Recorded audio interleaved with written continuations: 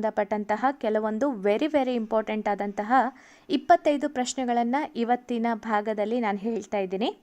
So ಕೆಲವೊಂದು ಪ್ರಶ್ನೆಗಳು ಇಂಗ್ಲೀಷ್ನಲ್ಲಿ ಇದೆ, ಕೆಲವೊಂದು ಪ್ರಶ್ನೆಗಳು ಕನ್ನಡದಲ್ಲಿ ಇದೆ. ಯಾವ ಪ್ರಶ್ನೆಗಳು ಇಂಗ್ಲೀಷ್ನಲ್ಲಿ ಇದೆ ಅದನ್ನು ನಾನು ಕನ್ನಡದಲ್ಲಿ ಟ್ರಾನ್ಸ್ಲೇಟ್ ಮಾಡಿ ನಿಮಗೆ ಆದಷ್ಟು ಹೇಳಲಿಕ್ಕೆ ಪ್ರಯತ್ನವನ್ನು ಪಡ್ತೀನಿ. ಯಾಕಂದರೆ ಜಾಸ್ತಿ ಸೋರ್ಸಸ್ಗಳು ಇಂಗ್ಲೀಷ್ನಲ್ಲಿ ಇರೋದ್ರಿಂದ ಸೊ ಆದಷ್ಟು ನಾನು ಪ್ರಯತ್ನವನ್ನು ಪಟ್ಟು ಸೊ ನಿಮಗೆ ಕ್ವಶನ್ಸ್ಗಳನ್ನು ಹೇಳಲಿಕ್ಕೆ ಪ್ರಯತ್ನ ಪಡ್ತೀನಿ. ಹಾಗಾದರೆ ಕ್ಲಾಸನ್ನು ಸ್ಟಾರ್ಟ್ ಮಾಡೋಣ. ನಿಮಗೆ ಒಂದು ವೇಳೆ ಈ ಒಂದು ವಿಡಿಯೋ ಇಷ್ಟ ಆದರೆ ಆದಷ್ಟು ಲೈಕ್ ಮಾಡಿ, ಶೇರ್ ಮಾಡಿ, ಸಬ್ಸ್ಕ್ರೈಬ್ ಮಾಡ್ಕೊಳ್ಳಿ. ಓಕೆ, ಸೊ ಮೊದಲನೇ ಪ್ರಶ್ನೆ ನೋಡಿ. ತರಗತಿಯಲ್ಲಿ ವಿದ್ಯಾರ್ಥಿಗಳನ್ನು ಉದ್ದೇಶಿಸಿ ಶಿಕ್ಷಕರು ಅರಿತುಕೊಳ್ಳಬೇಕಾದ ಪ್ರಮುಖ ಅಂಶವನ್ನು ಗುರುತಿಸಿ ಅಂತ. ಸಾಮೀಪ್ಯವನ್ನು ತಪ್ಪಿಸುವುದು, ಧ್ವನಿ ಮಾಡ್ಯುಲೇಷನ್, ಪುನರಾವರ್ತಿತ ವಿರಾಮ ಮತ್ತು ಸ್ಥಿರ ಭಂಗಿ ಅಂತ ಇದೆ. ಸೊ ಇಲ್ಲಿ ಪ್ರಮುಖವಾಗಿ ಈಗ ನೋಡಿ, ಯಾವುದೇ ಒಂದು ಟೀಚರ್ನ ಒಂದು ಮೇಜರ್ ಆಗಿ ಕ್ಲಾಸ್ಗಳನ್ನು ತೆಗೆದುಕೊಳ್ತಿದ್ದಾರೆ ಅಂದರೆ ಧ್ವನಿಯಲ್ಲಿ ಮಾಡ್ಯುಲೇಷನ್ ಇಲ್ಲದೆ ಇದ್ದರೆ ಏನಾಗುತ್ತೆ, ಸೊ ಅದು ಒಬ್ಬ ಸ್ಟೂಡೆಂಟ್ನ ಮೇಲೆ ಇಫೆಕ್ಟಿವ್ ಟೀಚಿಂಗ್ ಆಗಲ್ಲ. ಅದೇ ರೀತಿಯಾಗಿ ಸ್ಟೂಡೆಂಟ್ಗಳು ಆರಾಮಾಗಿ ತಮ್ಮ ಒಂದು ಇಂಟ್ರೆಸ್ಟನ್ನು ಲೂಸ್ ಮಾಡ್ಕೋತಾರೆ ಅಂತ ಹೇಳ್ಬೋದು. ಸೊ ಅದಕ್ಕೋಸ್ಕರ ಯಾವುದೇ ಒಬ್ಬ ಶಿಕ್ಷಕ ತರಗತಿಯಲ್ಲಿ ವಿದ್ಯಾರ್ಥಿಗಳೊಂದಿಗೆ ಸಮಾಲೋಚನೆಯನ್ನು ಅಥವಾ ಚರ್ಚೆಯನ್ನು ಮಾಡುವಾಗ ಅಥವಾ ಪಾಠವನ್ನು ಮಾಡುವಾಗ ತನ್ನ ಧ್ವನಿಯಲ್ಲಿ ಏರಿಳಿತವನ್ನು ಕಾಪಾಡಿಕೊಂಡು ಹೋಗೋದು ತುಂಬಾ ಇಂಪಾರ್ಟೆಂಟ್ ಆಗಿರುತ್ತೆ. ಸೊ ಅದಕ್ಕೋಸ್ಕರ ಇಲ್ಲಿ ಸರಿಯಾದ ಉತ್ತರ ಧ್ವನಿ ಮಾಡ್ಯುಲೇಷನ್ ಅಂತ ಹೇಳ್ಬೋದು. ನೆಕ್ಸ್ಟ್ ಕ್ವಶನ್ ನೋಡಿ. As a teacher select the best option two ensure your effective presence in the class room. ಒಬ್ಬ ಶಿಕ್ಷಕರಾಗಿ ಒಂದು ವೇಳೆ ನೀವು ತರಗತಿಯಲ್ಲಿ ಇದ್ದರೆ ಸೊ ಯಾವ ಒಂದು ಅಂಶದ ಮೇಲೆ ನೀವು ಹೆಚ್ಚಿನ ಒಂದು ಗಮನವನ್ನು ಕೊಡಬೇಕು ಅಂತ ಇಲ್ಲಿ ಪ್ರಶ್ನೆ ಇದೆ. ಸೊ ಬೆಸ್ಟ್ ಆಪ್ಷನ್ ಯಾವುದಿರಬೇಕು ಅಂತ ನೀವು ತರಗತಿಯನ್ನು ತೆಗೆದುಕೊಳ್ಳುವಾಗ. ಮೊದಲನೇದು use of peer command. So commanding ಆಗಿ ಮಾತನಾಡೋದಾಗಿರ್ಬೋದು. ಮೇಕಿಂಗ್ ಅಗ್ರೆಸಿವ್ ಸ್ಟೇಟ್ಮೆಂಟ್ ಅಂದರೆ ಕೋಪದಿಂದ ಕೆಲವೊಂದು ಹೇಳಿಕೆಗಳನ್ನು ಹೇಳೋದು. Adoption of well established posture ಅಂದರೆ ಒಂದು ಉತ್ತಮವಾದಂತಹ ಶಿಕ್ಷಕರಾಗಿ ನಾವು ಬಳಸುವಂತಹ ಒಂದು ಭಂಗಿ ಇದೆಯಲ್ಲ, ಸೊ ಒಂದು ಉತ್ತಮವಾದಂತಹ ಪಾಸಿಟಿವ್ ಭಂಗಿಯನ್ನು ನಾವು ಅಳವಡಿಸಿಕೊಳ್ಳೋದು. ಬೀಯಿಂಗ್ ಅಥಾರಿಟೇರಿಯನ್ ಅಂದರೆ ಸ್ವಲ್ಪ ಅಧಿಕಾರಯುಕ್ತವಾಗಿ ಮಾತನಾಡೋದು. ಇಲ್ಲಿ ಸರಿಯಾದ ಒಂದು ಬೆಸ್ಟ್ ಆಪ್ಷನ್ ಏನು ಹೇಳಬೇಕಂದ್ರೆ ಶಿಕ್ಷಕರಾಗಿ ಆಪ್ಷನ್ ಸಿ ಅಂತ ಹೇಳ್ಬೋದು.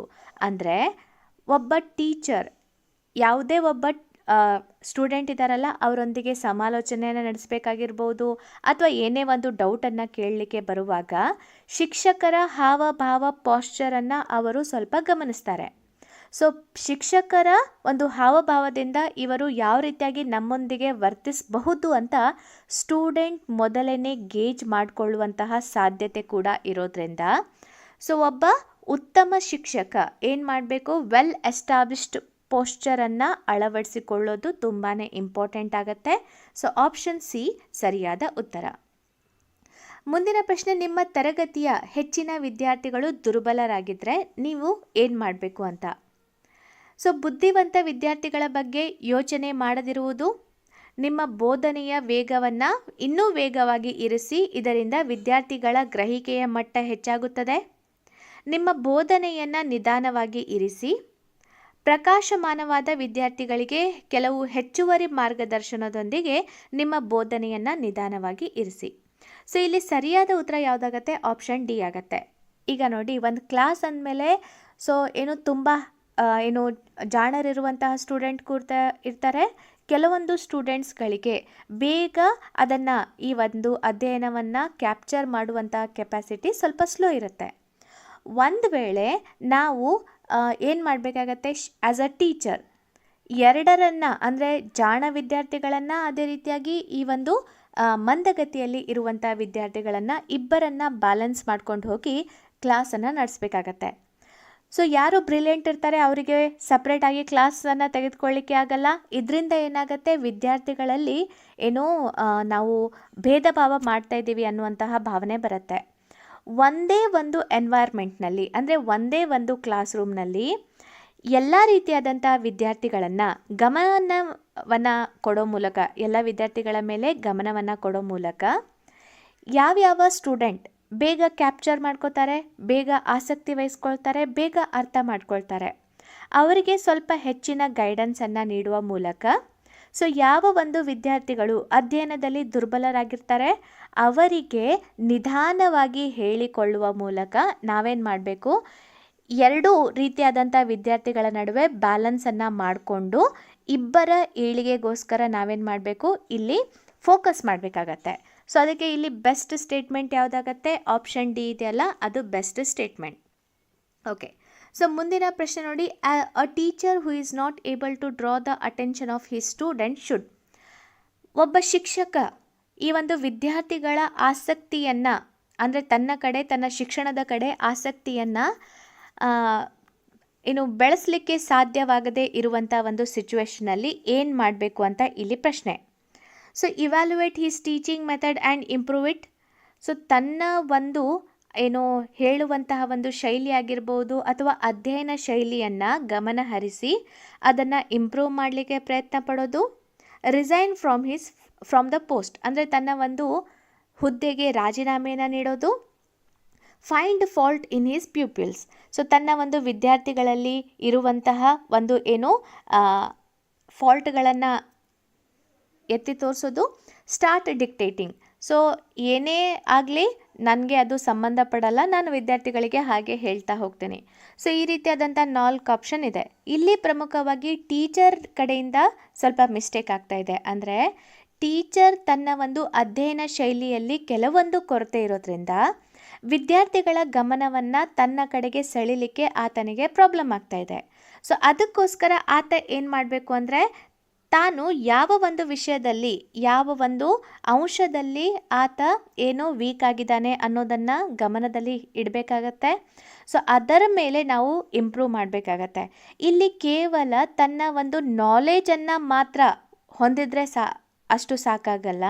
ವಿದ್ಯಾರ್ಥಿಗಳನ್ನು ಯಾವ ರೀತಿಯಾಗಿ ತನ್ನ ಒಂದು ಅಧ್ಯಯನದ ಕಡೆಗೆ ಅವರನ್ನು ವಾಲಿಸುವ ಒಂದು ಅಂಶದ ಕಡೆಗೂ ಕೂಡ ಟೀಚರ್ ಗಮನ ಹರಿಸಬೇಕಾಗತ್ತೆ. ಅದಕ್ಕೋಸ್ಕರ ಕೇವಲ ನಾಲೆಜನ್ನು ಹೊಂದಿರೋದು ಮುಖ್ಯ ಅಲ್ಲ, ತನ್ನ ಭಾಷಾ ಶೈಲಿ ಆಗಿರ್ಬೋದು ಅಥವಾ ವಿದ್ಯಾರ್ಥಿಗಳನ್ನು ಯಾವ ರೀತಿಯಾಗಿ ಮನವೊಲಿಸಲಿಕ್ಕೆ ಸಾಧ್ಯವಾಗತ್ತೆ ಅದರ ಕಡೆಗೆ ಗಮನ ಕೊಡೋದಾಗಿರ್ಬೋದು.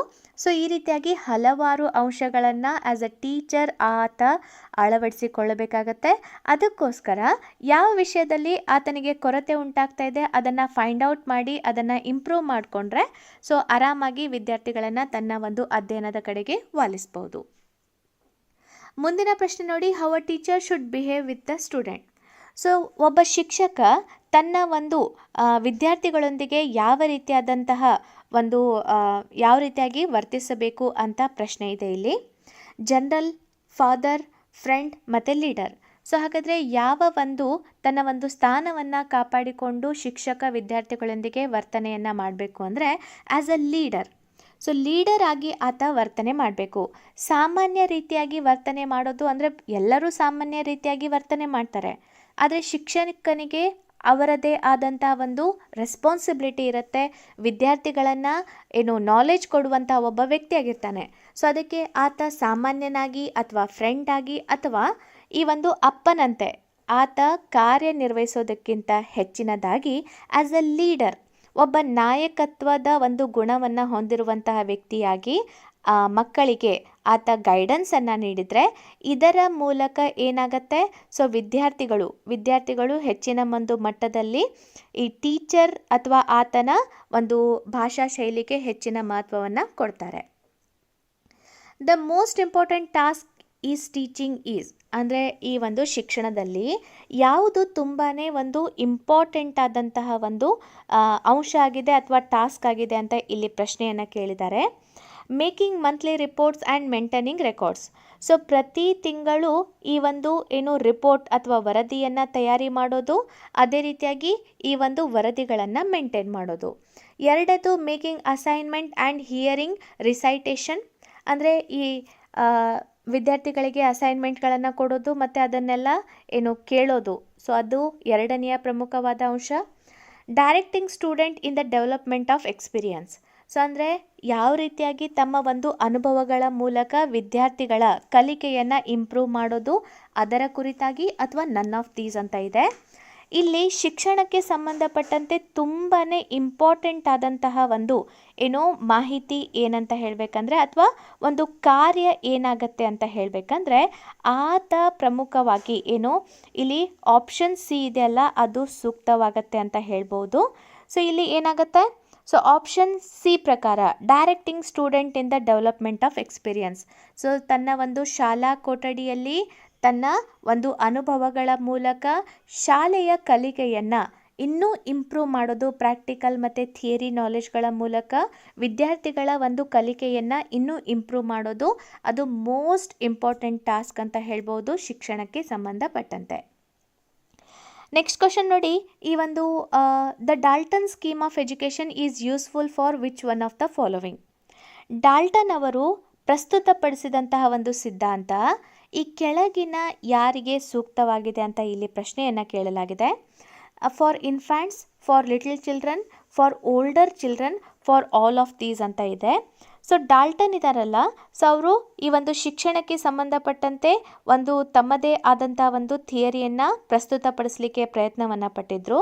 ಸೊ ಅದಕ್ಕೆ ಸಂಬಂಧಪಟ್ಟಂತೆ ಇಲ್ಲಿ ಪ್ರಶ್ನೆ ಏನು, ಈ ಡಾಲ್ಟನ್ ಅವರ ಸ್ಕೀಮ್ ಆಫ್ ಎಜುಕೇಷನ್ನಲ್ಲಿ ಸೊ ಯಾವುದು ಆ ಒಂದು ಸಿದ್ಧಾಂತ ಇದೆಯಲ್ಲ ಯಾರಿಗೆ ತುಂಬಾ ಹೆಲ್ಪ್ಫುಲ್ ಆಗುತ್ತೆ ಅಂತ ಹೇಳಬೇಕಂದ್ರೆ ಫಾರ್ ಓಲ್ಡರ್ ಚಿಲ್ಡ್ರನ್. ಸೊ ಅಂದರೆ ಸ್ವಲ್ಪ ಬೆಳವಣಿಗೆ ಹೊಂದಿದಂತಹ ವಿದ್ಯಾರ್ಥಿಗಳಿಗೆ ಇದು ಹೆಲ್ಪ್ಫುಲ್ ಆಗತ್ತೆ. ಸೊ ಆಪ್ಷನ್ ಸಿ ಸರಿಯಾದ ಉತ್ತರ. ನೆಕ್ಸ್ಟ್ ನೋಡಿ, ಸೊ ಡ್ಯೂರಿ ಅನ್ನುವಂತಹ ಪ್ರಮುಖವಾದಂತಹ ಶಿಕ್ಷಣಶಾಸ್ತ್ರಜ್ಞ ಅಂತ ಹೇಳ್ಬೋದು.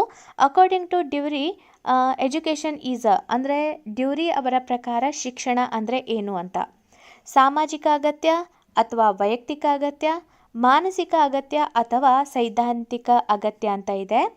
ಡ್ಯೂರಿ ಅವರ ಪ್ರಕಾರ ಅವರು ನೀಡಿದಂತಹ ಒಂದು ಶಿಕ್ಷಣದ ಸಿದ್ಧಾಂತದ ಮೂಲಕ ಅವರು ಏನನ್ನು ಪ್ರಸ್ತುತಪಡಿಸಿದ್ದಾರೆ ಅಂದರೆ ಶಿಕ್ಷಣ ಅನ್ನೋದು ಅಥವಾ ಎಜುಕೇಷನ್ ಅನ್ನೋದು ಇದೊಂದು ಸಾಮಾಜಿಕ ಅಗತ್ಯ ಅಥವಾ ಸೋಷಿಯಲ್ ನೀಡ್ ಅಂತ ಅವರು ಪ್ರಸ್ತುತಪಡಿಸಿದ್ದಾರೆ ಅಂತ ಹೇಳ್ಬೋದು. ಓಕೆ, ಸೊ ನೆಕ್ಸ್ಟ್ ಕ್ವಶನ್ ನೋಡಿ, ವಿದ್ಯಾರ್ಥಿಯನ್ನು ಏಕೆ ತೀವ್ರವಾಗಿ ಶಿಕ್ಷಿಸಬಾರದು ಅಂತ. So why should a student not be punished severely ಅಂತ. ಅವರು ಶಿಕ್ಷಕರೊಂದಿಗೆ ಜಗಳವಾಡಬಹುದು, ಅವನು ಶಾಲೆಯನ್ನು ತೊರೆದು ಇನ್ನೊಂದಕ್ಕೆ ಸೇರಬಹುದು, ಅವರ ಪೋಷಕರು ಶಿಕ್ಷಕರೊಂದಿಗೆ ಜಗಳವಾಡಬಹುದು, ವಿದ್ಯಾರ್ಥಿ ತನ್ನ ಅಧ್ಯಯನಗಳು, ಶಿಕ್ಷಕ ಮತ್ತು ಶಾಲೆಯ ಕಡೆಗೆ ನಕಾರಾತ್ಮಕ ಮನೋಭಾವವನ್ನು ಬೆಳೆಸಿಕೊಳ್ಳಬಹುದು. ಇಲ್ಲಿ ನೋಡಿ, ಒಂದು ವೇಳೆ ಸ್ಟೂಡೆಂಟನ್ನು ನಾವು ತುಂಬಾ ಸಿವಿಯರ್ ಆಗಿ ಶಿಕ್ಷೆಗೆ ಅಥವಾ ಪನಿಷ್ಮೆಂಟನ್ನು ನೀಡಿದರೆ ಸೊ ವಿದ್ಯಾರ್ಥಿ ಆಟೋಮೆಟಿಕ್ ಆಗಿ ಶಿಕ್ಷಕನ ವಿರುದ್ಧ ಅಥವಾ ಈ ಶಾಲೆಯ ವಿರುದ್ಧ ನಕಾರಾತ್ಮಕವಾದ ಭಾವನೆಯನ್ನು ಹೊಂದಿರ್ತಾನೆ. ಸೊ ಒಂದ್ಸಲ ವಿದ್ಯಾರ್ಥಿಗಳಲ್ಲಿ ಈ ರೀತಿಯಾದಂತಹ ನಕಾರಾತ್ಮಕ ಭಾವನೆ ಉಂಟಾದರೆ ಸೊ ಆತ ಶಿಕ್ಷಣದ ಕುರಿತಾಗಿ ತನ್ನ ಇಂಟ್ರೆಸ್ಟನ್ನು ಕಳ್ಕೋಬಹುದು. ಒಂದು ಕಡೆಯಿಂದ ಬೇರೆ ಕಡೆಗೆ ಶಿಫ್ಟ್ ಆದರೂ ಕೂಡ ಆ ನಕಾರಾತ್ಮಕ ಭಾವನೆ ತನ್ನ ತಲೆಯಲ್ಲಿ ಸದಾ ಇಟ್ಕೊಳ್ಳೋದ್ರಿಂದ ಸೊ ಆತ ಎಲ್ಲೇ ಹೋದರೂ ಕೂಡ ತನ್ನ ಒಂದು ಸೋಷಿಯಲ್ ಅಡ್ಜಸ್ಟ್ಮೆಂಟ್ ಆಗಿರ್ಬೋದು, ಶಿಕ್ಷಣದ ವಿಷಯ ಆಗಿರ್ಬೋದು, ಎಲ್ಲಿಯೂ ಕೂಡ ಆತ ಫೋಕಸ್ ಮಾಡಲಿಕ್ಕೆ ಸಾಧ್ಯ ಆಗಲ್ಲ. ಸೊ ಇದರಿಂದಾಗಿ ಆತ ಯಾವಾಗಲೂ ಕೂಡ ಶಿಕ್ಷಣದ ಕಡೆಗೆ ತನ್ನ ಮನಸ್ಸನ್ನು ಕೊಡದೇ ಇರ್ಬೋದು ಅಥವಾ ಕಲಿದೇ ಇರ್ಬೋದು ಅಥವಾ ಪರ್ಮನೆಂಟಾಗಿ ಶಾಲೆಗೆ ಹೋಗದೇ ಇರ್ಬೋದು. ಸೊ ಈ ರೀತಿಯಾಗಿ ನಕಾರಾತ್ಮಕ ಬೇರೆ ಚಟುವಟಿಕೆಗಳ ಕಡೆಗೆ ಆತನ ಒಂದು ಇಂಟ್ರೆಸ್ಟ್ ವಾಲ್ಬಹುದು ಕೂಡ ಆಗ್ಬೋದು. ಅದಕ್ಕೋಸ್ಕರ ಇಲ್ಲಿ ಸರಿಯಾದ ಉತ್ತರ ಆಪ್ಷನ್ ಡಿ ಅಂತ ಹೇಳ್ಬೋದು. ನೆಕ್ಸ್ಟ್ ಕ್ವಶನ್ ನೋಡಿ, ಕನಿಷ್ಠ ನಿರ್ಬಂಧಿತ ಪರಿಸರ ಎಂಬ ಪದ ಡ್ಯಾಶ್ ಶಿಕ್ಷಣವನ್ನು ಸೂಚಿಸುತ್ತದೆ. ಅಂದರೆ the term least restrictive environment refers to the education of the. ಅಂದರೆ ಈಗ ಶಿಕ್ಷಣ ಸಂಸ್ಥೆ ಅಂತ ಹೇಳಬೇಕಂದ್ರೆ ಕೆಲವೊಂದು ನಿರ್ಬಂಧಗಳು ಇರುತ್ತೆ. ಆದರೆ ಇಲ್ಲಿ ಏನಂತ ಹೇಳಬೇಕಂದ್ರೆ ಅತಿ ಕನಿಷ್ಠವಾದಂತಹ ನಿರ್ಬಂಧಿತ ಪರಿಸರ ಯಾವ ರೀತಿಯಾದಂತಹ ಒಂದು ವ್ಯಕ್ತಿಗಳಿಗೆ ಅಥವಾ ವಿದ್ಯಾರ್ಥಿಗಳಿಗೆ ಸೂಕ್ತವಾಗಿರುತ್ತೆ ಅಂತ ಇಲ್ಲಿ ಕ್ವಶನನ್ನು ಕೇಳಿದ್ದಾರೆ. Handicapped, gifted, early childhood youngsters ಮತ್ತು ರಿಟಾರ್ಡೆಡ್ ಅಂತ ಇದೆ. ಈ ಕನಿಷ್ಠ ನಿರ್ಬಂಧಿತ ಎನ್ವೈರ್ಮೆಂಟ್ ಇದೆಯಲ್ಲ ಪ್ರಮುಖವಾಗಿ ಯಾರಿಗೆ ಸೂಕ್ತವಾಗಿದೆ ಅಂತ ಹೇಳಬೇಕಂದ್ರೆ ಹ್ಯಾಂಡಿಕ್ಯಾಪ್ಡ್ ಅಥವಾ ಅಂಗವಿಕಲ ವಿದ್ಯಾರ್ಥಿಗಳಿಗೆ ಅಂತ ಹೇಳ್ಬೋದು. ಸೊ ಆಪ್ಷನ್ ಎ ಸರಿಯಾದ ಉತ್ತರ. ಮುಂದಿನ ಪ್ರಶ್ನೆ, ಶಿಕ್ಷಣದ ಪ್ರಮುಖ ಉದ್ದೇಶ. The major objective of education is ಅಂತ. ಸೊಸೈಟಿಯನ್ನು ಸುಧಾರಿಸುವುದು ಅಂದರೆ ಏನು, ಈ ಒಂದು ರಿಫಾರ್ಮಿಂಗ್ ದ ಸೊಸೈಟಿ ಅಂತ ಹೇಳ್ಬೋದು. ವಿದ್ಯಾರ್ಥಿಗಳನ್ನು ಶಿಸ್ತುಬದ್ಧಗೊಳಿಸೋದು, ಮೇಕಿಂಗ್ ಸ್ಟೂಡೆಂಟ್ ಡಿಸಿಪ್ಲಿನ್ಡ್. ವಿದ್ಯಾರ್ಥಿಗಳ ಅಂತರ್ಗತ ಸಾಮರ್ಥ್ಯಗಳು, ಅಧಿಕಾರಗಳನ್ನು ಅಭಿವೃದ್ಧಿಪಡಿಸುವುದು, ಡೆವಲಪಿಂಗ್ ಇನ್ಹೆರೆಂಟ್ ಎಬಿಲಿಟೀಸ್ ಅಥವಾ ಪವರ್ಸ್ ಆಫ್ ಸ್ಟೂಡೆಂಟ್ ಅಂತ ಹೇಳ್ಬೋದು. ವಿದ್ಯಾರ್ಥಿಗಳನ್ನು ಶಿಕ್ಷಕರ ಅನುಯಾಯಿಗಳನ್ನಾಗಿ ಮಾಡೋದು, making students followers of teacher. ಇಲ್ಲಿ ಸರಿಯಾದ ಉತ್ತರ ಅಂತ ಹೇಳಬೇಕಂದ್ರೆ the major objective of the student education ಅಂತ ಹೇಳಬೇಕಂದ್ರೆ ಯಾವುದು? ವಿದ್ಯಾರ್ಥಿಗಳಲ್ಲಿ ಇರುವಂತಹ ಒಂದು ಅಭೂತಪೂರ್ವವಾದಂತಹ ಸಾಮರ್ಥ್ಯಗಳನ್ನು, ಆತನ ಒಂದು ಪವರ್ಸ್ಗಳನ್ನು ಅಭಿವೃದ್ಧಿಪಡಿಸೋದು, ಆತನ ಸಾಮರ್ಥ್ಯವನ್ನು ಇನ್ನೂ ಡೆವಲಪ್ ಮಾಡೋದು ಇದೆಯಲ್ಲ ಶಿಕ್ಷಣದ ಪ್ರಮುಖವಾದ ಉದ್ದೇಶ ಆಗಿದೆ ಹೊರತು ಸಮಾಜವನ್ನು ಸುಧಾರಣೆ ಮಾಡೋದಾಗಿರ್ಬೋದು, ಅಥವಾ ವಿದ್ಯಾರ್ಥಿಗಳನ್ನು ಶಿಸ್ತುಬದ್ಧಗೊಳಿಸೋದಾಗಿರ್ಬೋದು, ಅಥವಾ ತಮ್ಮ ಒಂದು ಫಾಲೋವರ್ನನ್ನಾಗಿ ಮಾಡೋದು ಶಿಕ್ಷಣದ ಉದ್ದೇಶ ಆಗಲ್ಲ.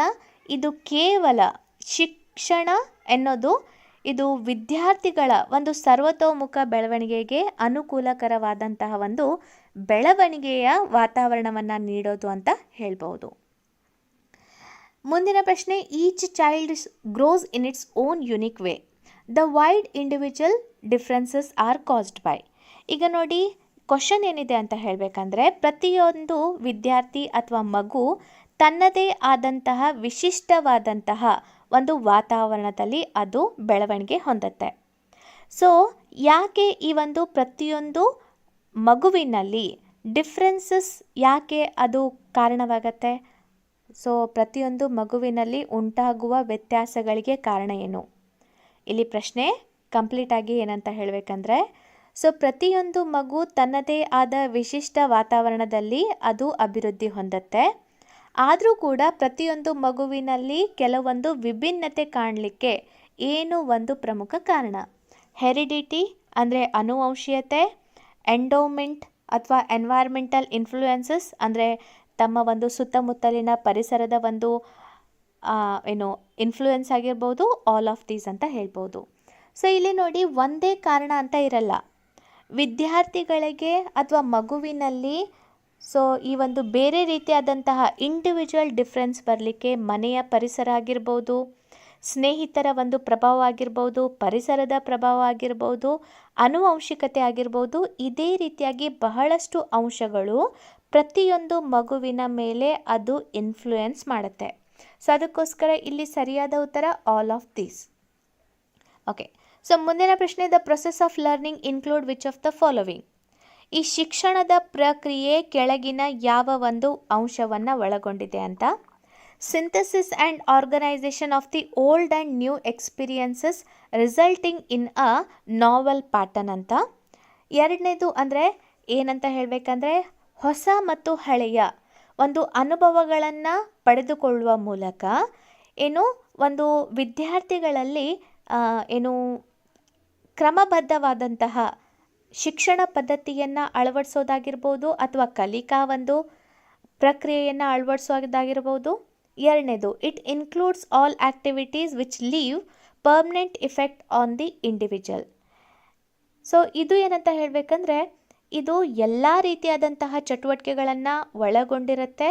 ಸೊ ಈ ಎಲ್ಲ ರೀತಿಯಾದಂಥ ಚಟುವಟಿಕೆಗಳು ಮಗುವಿನ ಮೇಲೆ ಅನಂತ ಪರಿಣಾಮವನ್ನು ಅಂದರೆ ಕೊನೆಯವರೆಗೆ ಪರ್ಮನೆಂಟ್ ಆದಂತಹ ಒಂದು ಪರಿಣಾಮವನ್ನು ಇದು ಹೊಂದಿರುತ್ತೆ ಅಂತ.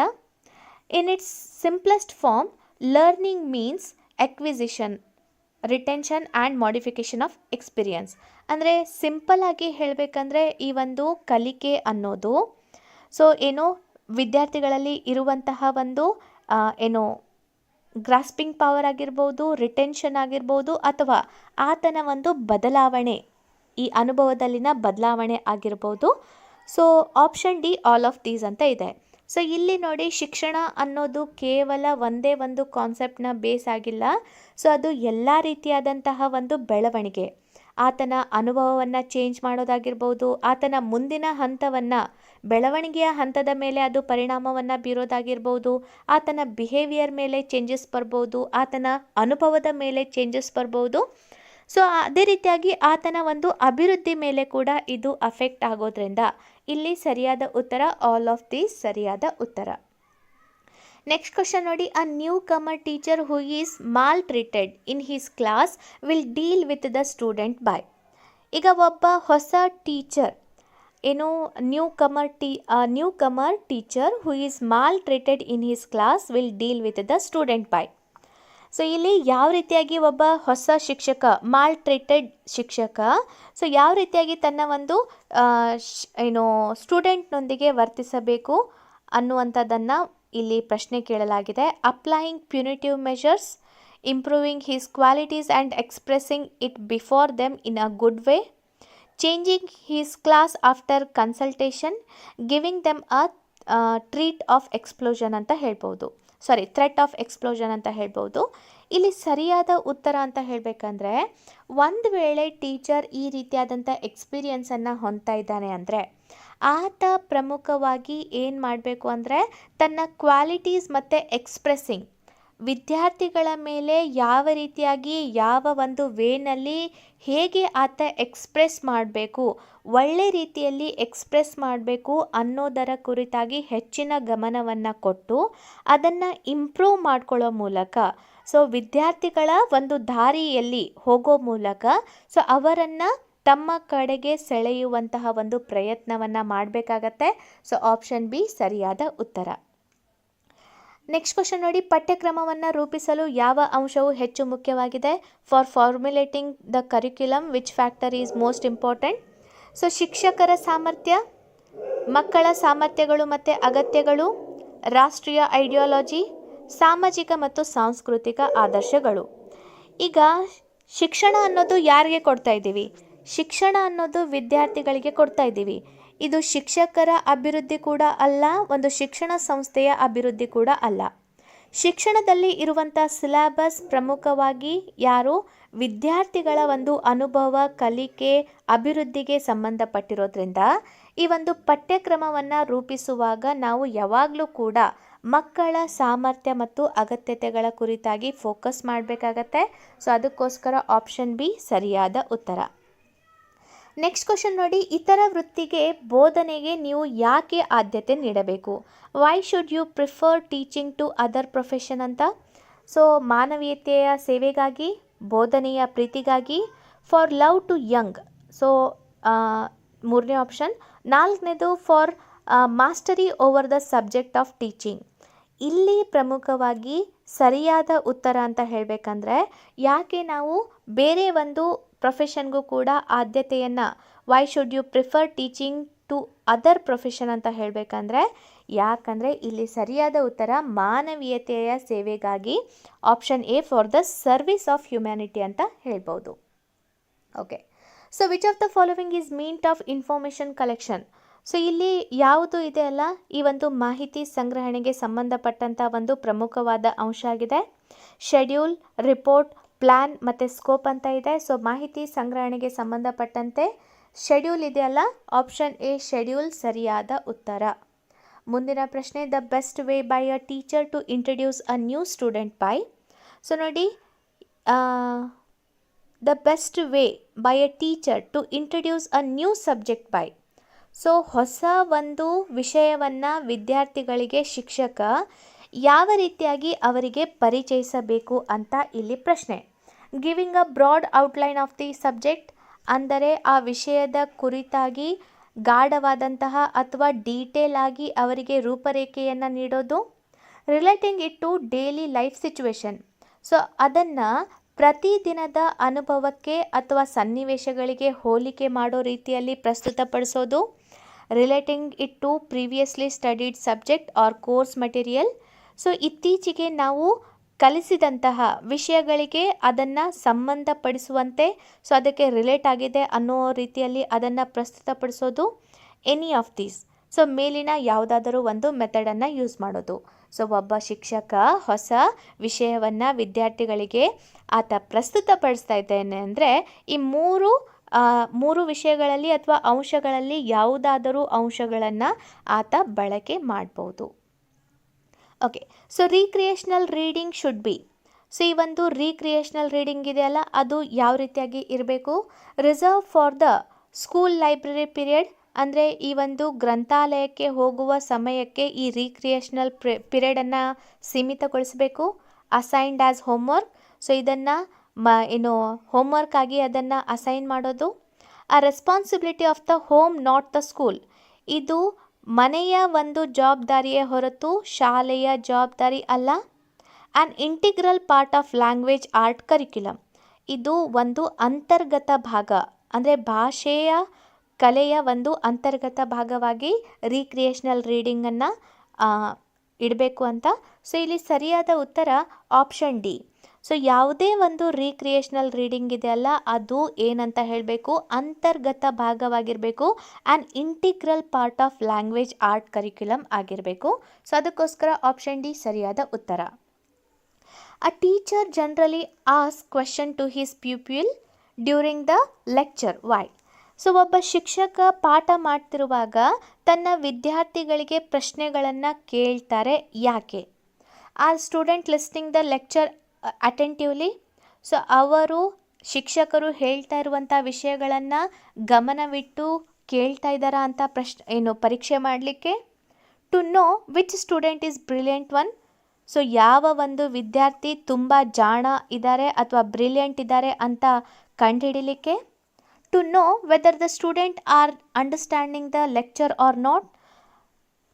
ಸೊ ಮೂರನೇ ಆಪ್ಷನ್ ಏನಂದರೆ ವಿದ್ಯಾರ್ಥಿಗಳು ಶಿಕ್ಷಕರು ಕಲಿಸ್ತಾ ಇರುವಂತಹ ಪಠ್ಯಕ್ರಮ ಅಥವಾ ಪಾಠ ಅವರಿಗೆ ಅರ್ಥ ಆಗ್ತಿದೆಯೋ ಇಲ್ವೋ ಅಂತ ಗುರುತು ಮಾಡಲಿಕ್ಕೆ. To help the student, so ವಿದ್ಯಾರ್ಥಿಗಳಿಗೆ ಸಹಾಯ ಮಾಡಲಿಕ್ಕೆ. ಸೊ ಹಾಗಾದರೆ ಒಬ್ಬ ಶಿಕ್ಷಕ ಪಾಠ ಮಾಡ್ತಾ ಮಾಡ್ತಾ ಯಾಕೆ ಪ್ರಶ್ನೆಗಳನ್ನು ಕೇಳಬೇಕು ಅಂದರೆ ಆಪ್ಷನ್ ಸಿ, ಈ ಹೇಳ್ತಾ ಇರುವಂಥ ವಿಷಯ ವಿದ್ಯಾರ್ಥಿಗಳಿಗೆ ಅರ್ಥ ಆಗ್ತಿದೆಯೋ ಇಲ್ವೋ ಅಂತ ಕನ್ಫರ್ಮ್ ಮಾಡಲಿಕ್ಕೋಸ್ಕರ, ಅರ್ಥ ಆಗ್ತಿದೆಯೋ ಇಲ್ವೋ ಅಂತ ತನ್ನನ್ನು ತಾನು ಕನ್ಫರ್ಮ್ ಮಾಡಲಿಕ್ಕೋಸ್ಕರ ಆತ ಏನು ಮಾಡಬೇಕು, ಕಲಿಸ್ತಾ ಕ್ವಶನ್ಸ್ಗಳನ್ನು ಕೇಳಬೇಕಾಗತ್ತೆ. ಓಕೆ, ಒಬ್ಬ ಸಮರ್ಥ ಶಿಕ್ಷಕನು ಸರಿಯಾದ ಕ್ರಮದಲ್ಲಿ ಉತ್ತಮ ಜ್ಞಾನವನ್ನು ಹೊಂದಿರಬೇಕು. ಸೊ ಯಾವ ಒಂದು ಕ್ರಮದಲ್ಲಿ ಒಬ್ಬ ಶಿಕ್ಷಕ ಉತ್ತಮವಾದಂತಹ ಜ್ಞಾನವನ್ನು ಹೊಂದಿರಬೇಕು ಅಂತ ಇದೆ ಇಲ್ಲಿ ಪ್ರಶ್ನೆ. ಪ್ರಾಯೋಗಿಕ, ಪರಿಕಲ್ಪನೆ, ಸಿದ್ಧಾಂತ ಮತ್ತು ಸಂಶೋಧನೆ. ಸಿದ್ಧಾಂತ, ಸಂಶೋಧನೆ, ಪರಿಕಲ್ಪನೆ ಮತ್ತು ಅಭ್ಯಾಸ. ಪರಿಕಲ್ಪನೆ, ಸಿದ್ಧಾಂತ, ಅಭ್ಯಾಸ ಮತ್ತು ಸಂಶೋಧನೆ. ಸಂಶೋಧನೆ, ಅಭ್ಯಾಸ, ಪರಿಕಲ್ಪನೆ, ಸಿದ್ಧಾಂತ ಅಂತ ಇದೆ. ಸರಿಯಾದ ಉತ್ತರ option C, concept, theory, practice and research ಅನ್ನೋದು ಸರಿಯಾದ ಉತ್ತರ. ನೆಕ್ಸ್ಟ್ ನೋಡಿ, which of the following is quality of a teacher. So ಒಬ್ಬ ಶಿಕ್ಷಕನ ಒಂದು ಉತ್ತಮವಾದಂತಹ ಒಂದು ಕ್ವಾಲಿಟಿ ಅಥವಾ ಗುಣ ಯಾವುದು ಇರಬೇಕು ಅಂತ. He presenting the subject matter in an effective manner with clear explaining leading to better understanding of the matter. So ಒಬ್ಬ ಶಿಕ್ಷಕ ವಿಷಯವನ್ನು ತುಂಬಾ ಇಫೆಕ್ಟಿವ್ ಆದಂತಹ ಒಂದು ರೀತಿಯಲ್ಲಿ ವಿದ್ಯಾರ್ಥಿಗಳಿಗೆ ಪ್ರಸ್ತುತಪಡಿಸೋದು. ಸೊ ಅದೇ ರೀತಿಯಾಗಿ ಅವರಿಗೆ ಎಕ್ಸ್ಪ್ಲೇನ್ ಮಾಡ್ತಾ ಆ ವಿಷಯದ ಕುರಿತಾಗಿ ಸಮಗ್ರ ಮಾಹಿತಿಯನ್ನು ನೀಡ್ತಾ ಹೋಗೋದು. ಎರಡನೇದು, he should be train to various teaching methodologies.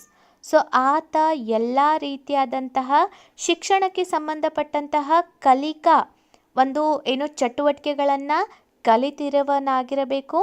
He should know the child psychology. So ಆತ ವಿದ್ಯಾರ್ಥಿಯ ಒಂದು ಸೈಕಾಲಜಿ ಅಂದರೆ ಯಾವ ರೀತಿಯಾಗಿ ವಿದ್ಯಾರ್ಥಿಗಳು ಅರ್ಥ ಮಾಡ್ಕೊಳ್ತಾರೆ, ಯಾವ ರೀತಿಯಾಗಿ ಬಿಹೇವ್ ಮಾಡ್ತಾರೆ ಎಲ್ಲವನ್ನ ಆತ ಅರಿತಿರಬೇಕು. So option D, all of these. So ಒಬ್ಬ ಶಿಕ್ಷಕನ ಉತ್ತಮವಾದ ಕ್ವಾಲಿಟಿ ಅಂದರೆ ಆಲ್ ಆಫ್ ದೀಸ್ ಬರುತ್ತೆ. ಅಂದರೆ ಇದೆಲ್ಲವೂ ಆತ ಪ್ರಮುಖವಾಗಿ ಅರಿತುಕೊಳ್ಳಬೇಕು, ತನ್ನಲ್ಲಿ ಅಳವಡಿಸಿಕೊಳ್ಳಬೇಕು ಒಬ್ಬ ಶಿಕ್ಷಕನ ಪಾತ್ರ ಅಂತ ಹೇಳ್ಬೋದು. ಅದಕ್ಕೋಸ್ಕರ ಆಲ್ ಆಫ್ ದೀಸ್ ಸರಿಯಾದ ಉತ್ತರ. ನೆಕ್ಸ್ಟ್ ಕ್ವಶನ್, ಈ ಕೆಳಗಿನವುಗಳಿಂದ ಯಾವ ಗುಣಲಕ್ಷಣವು ಶಿಕ್ಷಕನ ಬಗ್ಗೆ ಕನಿಷ್ಠ ಕಾಳಜಿ ವಹಿಸುತ್ತೆ? So which characteristics from the following is least concern with the teacher. So ಯಾವ ಒಂದು ವಿಷಯ ಶಿಕ್ಷಕನೊಂದಿಗೆ ತುಂಬ ಕನಿಷ್ಠವಾದಂಥ ಒಂದು ವಿಷಯ ಆಗಿರಬೇಕು ಅಂತ. So command over subject matter. So ತನ್ನ ಒಂದು ವಿಷಯದ ಕುರಿತಾಗಿ ಆತ ಯಾವುದೇ ರೀತಿಯಾಗಿ ಕ್ವಶನ್ ಕೇಳಿದರೂ ಕೂಡ ಆತ ಪ್ರಸ್ತುತಪಡಿಸುವಂಥ ಸಾಮರ್ಥ್ಯವನ್ನು ಹೊಂದಿರೋದು. ರೆಸ್ಪೆಕ್ಟ್ ಫ್ರಾಮ್ ಕಾಲೇಜ್ ಮ್ಯಾನೇಜ್ಮೆಂಟ್, ಅಂದರೆ ಶಿಕ್ಷಣ ಕ್ಷೇತ್ರದ ಆ ಒಂದು ಮ್ಯಾನೇಜ್ಮೆಂಟ್ ಇರುತ್ತಲ್ಲ ಅವರಿಂದ ಒಂದು ಗೌರವ.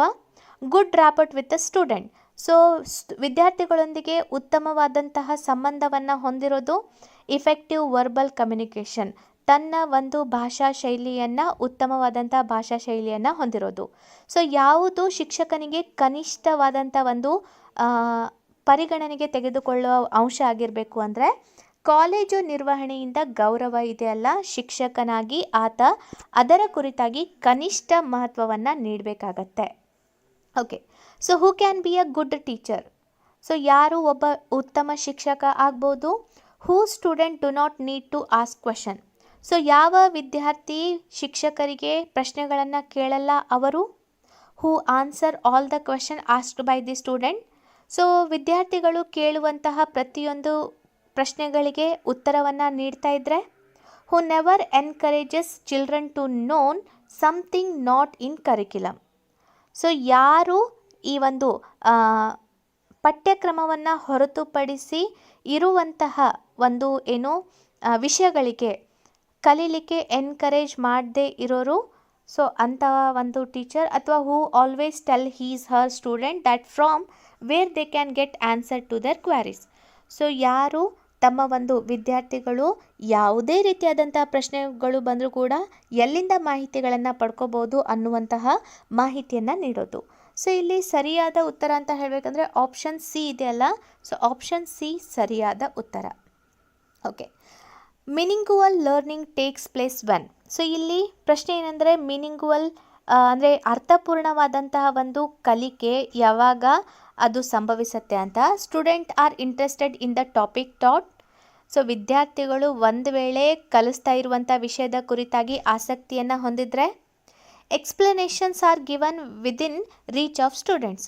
ಸೊ ವಿದ್ಯಾರ್ಥಿಗಳಿಗೆ ಅವರ ಅನುಕೂಲಕ್ಕೆ ಅನುಗುಣವಾಗಿ ವಿಸ್ತರಣೆ ಅಥವಾ ಅದಕ್ಕೆ ಸಂಬಂಧಪಟ್ಟಂತಹ ಎಕ್ಸ್ಪ್ಲನೇಷನನ್ನು ನೀಡುವ ಮೂಲಕ. A new content being taught is related to the previous knowledge of the student. So ತಮಗೆ ಆ ವಿದ್ಯಾರ್ಥಿಗಳು ಹೊಂದಿರುವಂತಹ ವಿಷಯದ ಕುರಿತಾಗಿ, ಅಂದರೆ ಅವರಿಗೆ ಗೊತ್ತಿರುವ ವಿಷಯದ ಕುರಿತಾಗಿ ಮತ್ತೆ ಒಂದು ಹೊಸ ಕಾನ್ಸೆಪ್ಟನ್ನು ಅವರಿಗೆ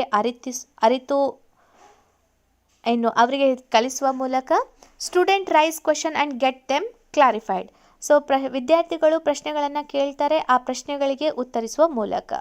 ಇಲ್ಲಿ ಮೀನಿಂಗುವಲ್ ಲರ್ನಿಂಗ್ ಯಾವಾಗ ಆಗತ್ತೆ ಅಂದರೆ, ವಿದ್ಯಾರ್ಥಿಗಳು ಶಿಕ್ಷಕ ಕಲಿಸ್ತಾ ಇರುವಂಥ ಒಂದು ವಿಷಯದ ಕುರಿತಾಗಿ ಆತ ಇಂಟ್ರೆಸ್ಟನ್ನು ತೋರಿಸ್ತಾ ಇದ್ದರೆ ಅಂತಹ ಸಂದರ್ಭದಲ್ಲಿ ಅದು ಏನಾಗತ್ತೆ, ಮೀನಿಂಗುವಲ್ ಲರ್ನಿಂಗ್ ಆಗತ್ತೆ ಅಂತ ಹೇಳ್ಬೋದು. ಓಕೆ, ಸೊ ಇದಿಷ್ಟು ನಿಮ್ಮ KCET ಎಕ್ಸಾಮ್ನ ವೆರಿ ಇಂಪಾರ್ಟೆಂಟ್ ಆಗಿರುವಂಥ 25 ಟೀಚಿಂಗ್ ಆ್ಯಪ್ಟಿಟ್ಯೂಡ್ ಮೇಲಿನ ಪ್ರಶ್ನೆಗಳು ಆಗಿದೆ. ಆದಷ್ಟು ನನ್ನ ಕಡೆಯಿಂದ ನಿಮಗೆ ಅರ್ಥ ಮಾಡಿಸ್ಲಿಕ್ಕೆ ಪ್ರಯತ್ನವನ್ನು ಪಟ್ಟಿದ್ದೀನಿ. ಒಂದು ವೇಳೆ ಈ ವಿಡಿಯೋ ಇಷ್ಟ ಆದರೆ ಲೈಕ್ ಮಾಡಿ, ಶೇರ್ ಮಾಡಿ, ಸಬ್ಸ್ಕ್ರೈಬ್ ಮಾಡ್ಕೊಳ್ಳಿ. ಮತ್ತು ನಾನು ಅದೇ ರೀತಿಯಾಗಿ ನಿಮಗೆ ಇನ್ನೂ ಹೆಚ್ಚಿನ ಪ್ರಶ್ನೆಗಳನ್ನು ಬೇರೆ ಅಂದರೆ research methodology, teaching aptitude, data interpretation, communication ಇದರ ಮೇಲೆ ನಿಮಗೆ ಪ್ರಶ್ನೆಗಳನ್ನು ಅಪ್ಲೋಡ್ ಮಾಡ್ತೀನಿ.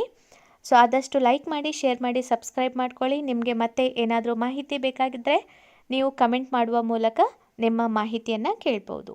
Thank you so much.